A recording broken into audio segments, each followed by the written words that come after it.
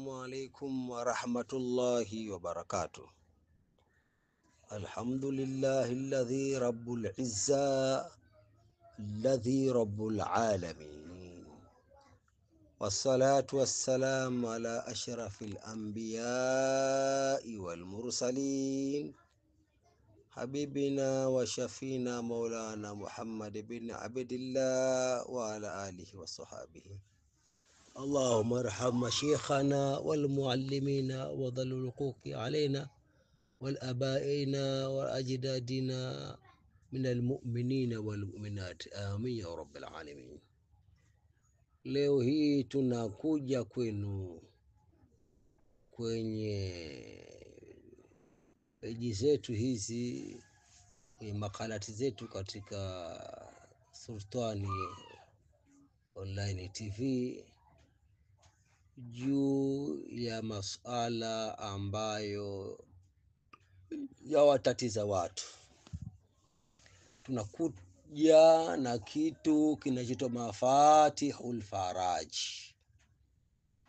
Jambo hili Mafatihul Faraji ni jambo limesaidia watu wengi waliokwama katika maisha yao, waliofungika katika maisha yao, walidhoofika katika maisha yao.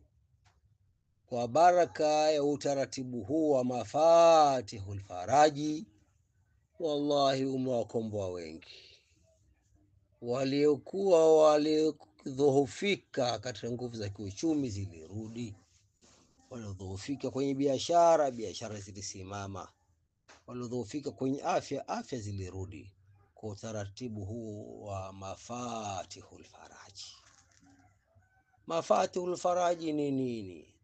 Mafatihul Faraji ni mkusanyiko wa aya mbalimbali ambazo zilitumiwa na manabii na zilitumiwa na maswahaba, zilitumiwa na mitume ya Mwenyezi Mungu alayhimus salam.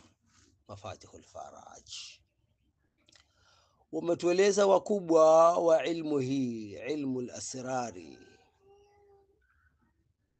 Miongoni mwa vitabu vingi yameelezwa mambo haya, lakini baadhi ya vitabu vinukuu Mafatihul Faraji tulichopata sisi ni hii ambayo imepokewa na wakubwa wa ilmu ya hii asrari. Mafatihul Faraji, mtu ataanza kusoma hasbunallahu wa ni'mal wakil, hasbunallahu wa ni'mal wakil, hasbunallahu wa ni'mal wakil mara 70.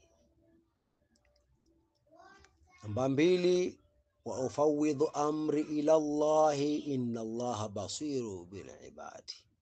Wa ufawidhu amri ila Allah inna Allaha basiru bil ibadi.